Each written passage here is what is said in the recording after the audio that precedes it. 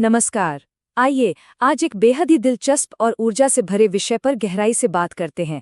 हम एक 2000 साल पुराने आर्किटेक्चर, जी हाँ, बिल्कुल सही सुना, एक आध्यात्मिक आर्किटेक्चर के रूपक को समझने वाले हैं।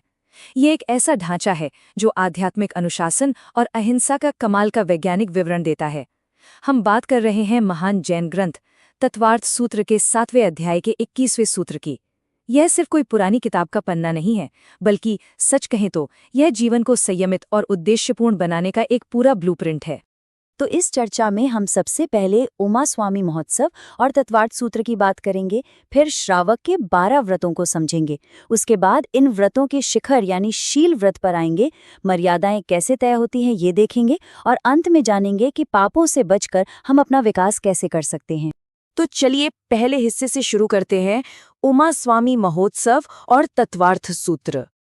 अब ये प्राचीन ज्ञान आज के आधुनिक दौर में भी कितना प्रासंगिक है, इसका एक जीता जागता उदाहरण हमें इंदौर के कंचनबाग स्थित श्री संवत्सरण मंदिर में देखने को मिलता है।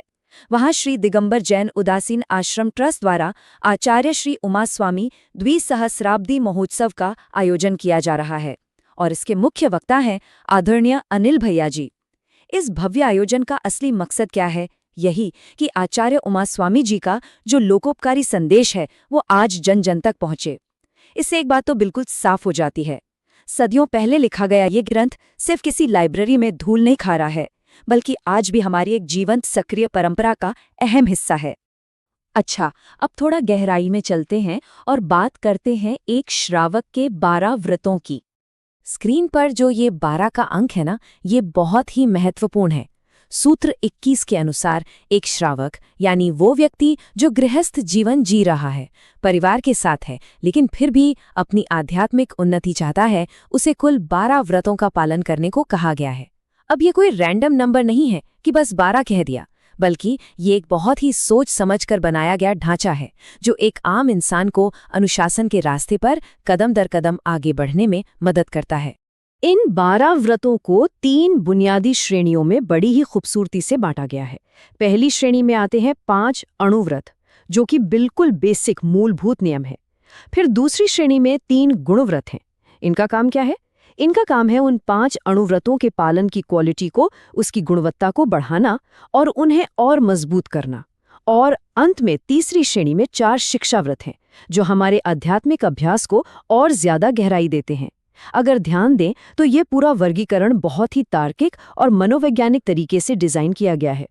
चलिए अब आगे बढ़ते हैं और इस आध्यात्मिक इमारत के शिखर की बात करते हैं, यानी शील व्रत।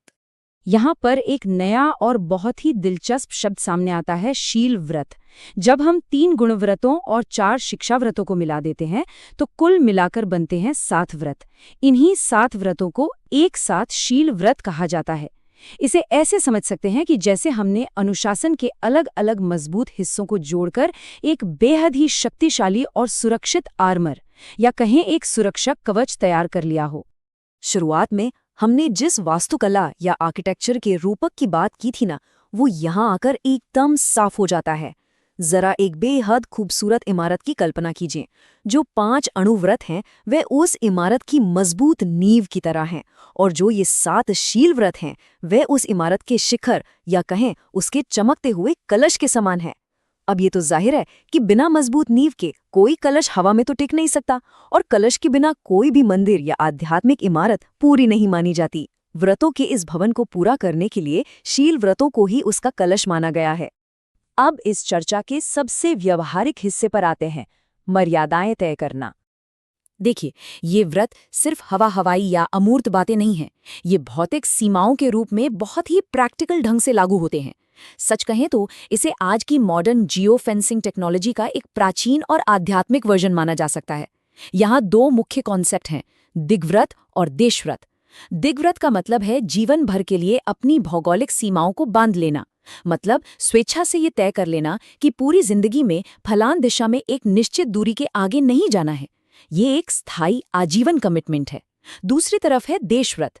इसमें जो मर्यादाएं बांधी जाती हैं वो कुछ सीमित समय के लिए होती हैं, जैसे 1 दिन, 1 हफ्ता या 1 महीने के लिए। तो एक पूरी तरह परमानेंट है और दूसरा टेम्पररी और टाइम बाउंड। अब यहाँ दिमाग में एक बड़ा ही स्वाभाविक सा सवाल आता है, अगर किसी गृहस्थ ने इतनी सख्त फिजिकल बाउंड्रीज तय कर ली हैं, तो क्या मर्यादा के बाहर किसी खास धर्म कार्य के लिए जाना गलत होगा? मतलब क्या ये नियम इतने कठोर हैं कि धार्मिक और पारमार्थिक कामों में ही रुकावट बन जाएं? तो इसका जवाब सुनकर बड़ी राहत मिलती है। उत्तर है नहीं, बिल्कुल नहीं। इस सिद्धांत में बहुत ही लॉजिकल फ्लेक्सिबिलिटी या कहीं लचीलापन रखा गया है। धर्म के काम के लिए मर्यादा से बाहर जाने की पूरी छूट दी गई है। ये इस बात को साबित करता है कि इन व्रतों का असली मकसद जिंदगी को बेड़ियों में जकड़ना नहीं है, बल्कि बेवजह की सांसारिक भागदौड़ से बचाकर हमारी ऊर्जा को सही और आध्यात्मिक दिशा में लगाना है।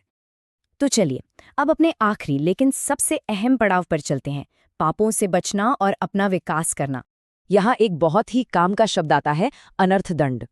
इसका सीधा सा मतलब है बिना किसी प्रयोजन या बिना किसी सॉलिड उद्देश्य के पाप इकट्ठे करते जाना। अक्सर हमारी रोजमर्रा की जिंदगी में, अज्ञानता में या सिर्फ टाइम पास करने के चक्कर में ऐसे काम हो जाते हैं जिनका कोई सार्थक रिजल्ट नहीं निकलता, लेकिन बेवजह नेगेटिव कर्म बंध जाते हैं। मुख्य रूप से ऐसे 5 प्रकार के अनर्थ दंड बताए गए हैं जिनसे एक श्रावक को हमेशा हर हाल में बचना चाहिए। और इन्हीं अनर्थ दंडों में एक बहुत ही गंभीर विषय शामिल है जिसे हिंसा दान कहते हैं। इसका बिल्कुल स्पष्ट अर्थ है अस्त्र शस्त्र या हिंसा के उपकरणों का व्यापार करना, उन्हें किसी को देना या उनका किसी भी तरह से लेन देन करना। यह नियम अहिंसा के मूल सिद्धांत को इतनी गहराई से स्थापित करता है कि सोचकर हैरानी होती है। ये सिखाता है कि भले ही कोई खुद हिंसा ना कर रहा हो, लेकिन अगर वो हिंसा के साधन दूसरों को दे रहा है तो वो भी उस हिंसा के लिए उतना ही जिम्मेदार है। यहाँ हमें हमारे छोटे छोटे कामों के असर के प्रति बेहद जागरूक बनाता है। अब इस चर्चा के सबसे रोमांचक हिस्से पर आते हैं। स्क्रीन पर जो ये नंबर है ना, 81, ये कोई साधारण मैथ का नंबर नहीं है। ये इस बात का प्रतीक है कि जब इन नियमों का सही तरीके से पालन किया जाता है तो आध्यात्मिक विकास कितनी तेजी से या कहे किस एक्सपोनेंशियल तरीके से होता है। जब अणुव्रतों की मजबूत नींव के साथ शील व्रतों का कलश मिलता है तो हमारा विकास सिर्फ जुड़ता नहीं है, बल्कि कई गुना बढ़ जाता है।